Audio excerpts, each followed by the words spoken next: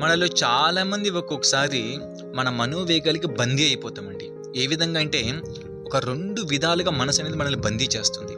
ఆ 2 ఏంటంటే, ఒకటి క్రేవింగ్స్, విపరీతమైనటువంటి కోరికలు. 2 కాంప్రమైజ్.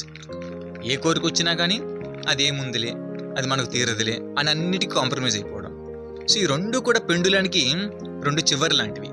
కానీ ఆ రెండింటి నుంచి తప్పించుకొని మనము సరైన మార్గంలో వెళ్ళాలి అంటే మనకు మొట్టమొదటిగా కావాల్సినటువంటి ఒకే ఒక లక్షణం, అది ఒక స్ట్రాంగ్ పర్పస్, ప్రయోజనం కలిగి ఉండడం. మనం ఏం పని చేసినా కానీ, ఉదాహరణకు ఒక స్టూడెంట్ ఎగ్జామ్ హాల్కి వెళ్ళాలి అంటే తను బయట రోడ్డు మీద ఉండి ఏ ఆటోనో స్కూటీనో దొరికితే కాంప్రమైజ్ అవ్వాల్సిన అవసరం లేదు.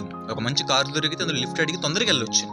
కానీ బయట చూసే వాళ్ళందరికీ అతనికి ఎంత క్రేవింగ్ ఉందో చూడు, కారు ఎక్కాలనుకుంటారు.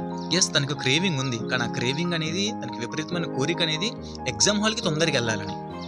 ఆ విధంగా తనకున్నటువంటి కాంప్రమైజ్ క్రేవింగ్స్ని ఒక పర్పస్కి, ఒక ప్రయోజనం కోసం డైవర్ట్ చేసినప్పుడు మన మనసు మనల్ని ఆట ఆడిస్తున్నటువంటి ఈ 2 ఉచ్చుల నుంచి మనం తప్పించుకోవచ్చు అండి. హరే కృష్ణ.